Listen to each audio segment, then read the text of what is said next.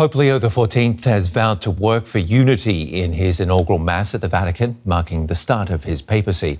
He laid out his priorities, saying love and unity could make the Catholic Church a force for peace in the world.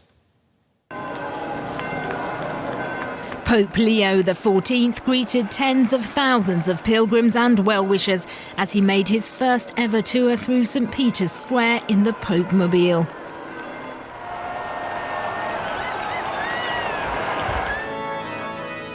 After prayers in St. Peter's Basilica, the new pontiff was visibly moved to receive the traditional pallium stole and fisherman's ring. Then Pope Leo delivered his homily, laying out the priorities of his papacy.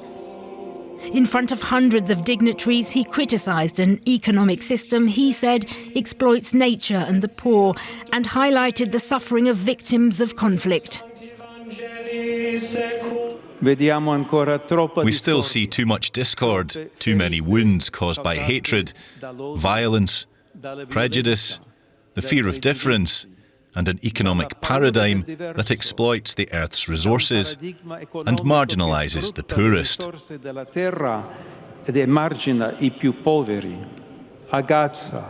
In Gaza, children, families, elderly, those who have survived are suffering from hunger.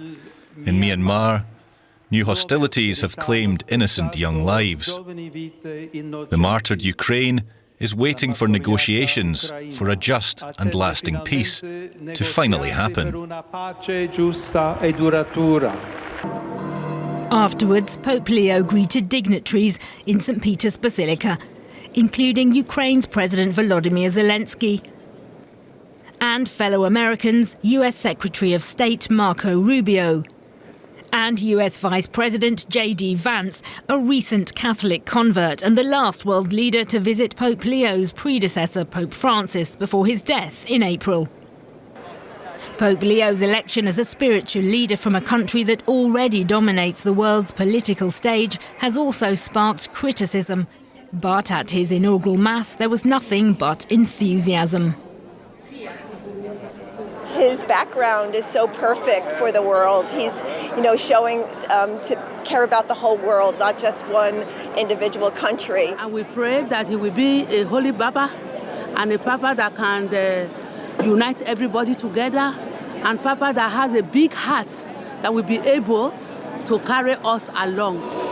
With multiple seemingly unending conflicts raging, hopes are high that the world's first American Pope will somehow be able to make a difference. DW correspondent Julia Saudelli has more.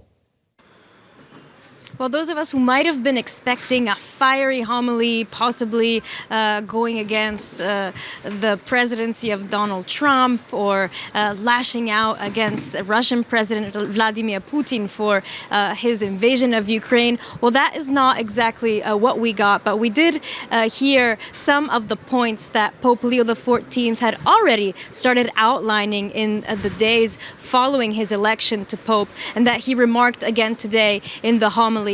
As you mentioned, his focus on the forgotten of the world, the poor, and pointing out that the current economic system that exploits our earth and the poorest of the world is something that is going to be a focus of his work.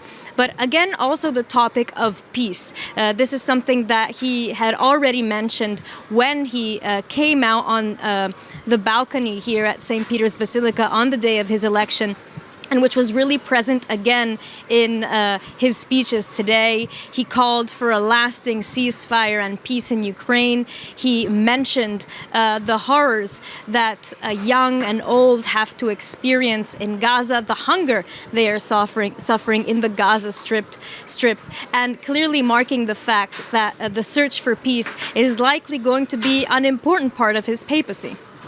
On that front, Pope Leo has already offered to mediate in international conflicts. What could that look like? Well, already we've heard from the Vatican that this afternoon Pope Leo XIV, is going to meet with Ukrainian President Volodymyr Zelensky. And Zelensky was the first world leader that the Pope called on the phone soon after he was elected Pope. And this shows that he seems to want to get involved in trying to bring the conflict in Ukraine to an end. The Vatican has, over the years, many times been an intermediary in conflicts around the world, and the Pope now has offered a space for parties to come together, try to build dialogue between, for example, Russia and Ukraine, and basically offer a neutral ground, which the Pope hopes might be able to bring more agreement among the parties. Julia, I've also seen a whole lot of world leaders at the inauguration. What kind of meetings are happening on the sidelines? Well, we've seen after the Mass here outside St. Peter's Basilica, the delegations of world leaders going inside the Basilica to be greeted and to pay their respects to Pope Leo XIV. We've seen him shake hands and have brief chats with the likes of U.S. Vice President J.D. Vance, with U.S. Secretary of State Marco Rubio, also with Ukrainian President Volodymyr Zelensky. German Chancellor Friedrich Merz is also present here.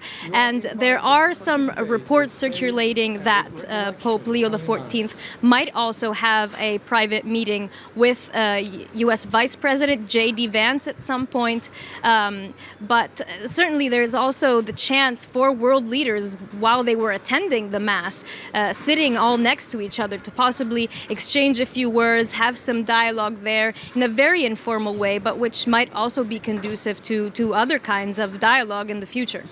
And Julia, how do you think Pope Leo is going to be different from Pope Francis?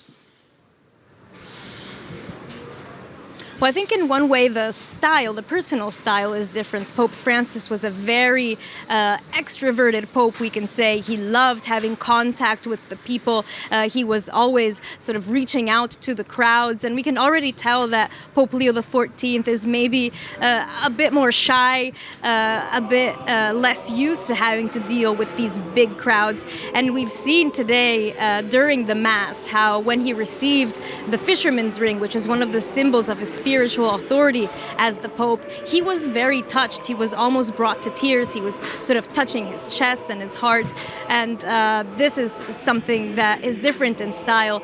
In terms of their leadership, Pope Leo XIV is expected to follow in the footsteps of his predecessor, Pope Francis, in terms of leading a church that he wants to reach out to the poor, to the disenfranchised of the world, a church that is focused on peace, and a church that is also missionary, reaching out and to a group of faithful that is in parts of the world shrinking. And this is something that also Pope Leo XIV has made clear. He wants to reach out to those who have also lost faith. Julia Sardelli in Rome for us.